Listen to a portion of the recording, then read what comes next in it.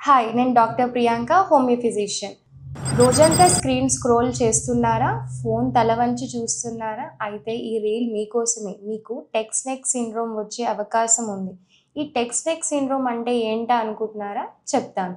Mobile phone లేదా ల్యాప్టాప్ని ఎక్కువసేపు ముందుకు వంగి చూడడం ద్వారా మెడ మరియు భుజాలపై ఒత్తిడి పడుతుంది.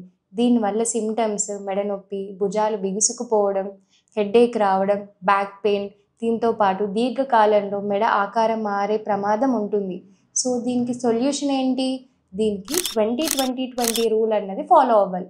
ఏంటా ఈ 20-20-20 రూల్ అనుకుంటున్నారా? చెప్తాను. ప్రతి 20 మినిట్స్కి ఒకసారి 20 సెకండ్స్ పాటు 20 ఫీట్ డిస్టెన్స్లో ఉన్న ఆబ్జెక్ట్ని చూడడం ద్వారా కళ్ళు మరియు మెడ ఆరోగ్యంగా ఉంటాయి. సో దీంతో పాటు ఈ సిమ్టమ్స్కి మనకి హోమియోపతిక్ మెడిసిన్స్ తీసుకోవడం ద్వారా సహజమైన ఉపశమనం కూడా లభిస్తుంది.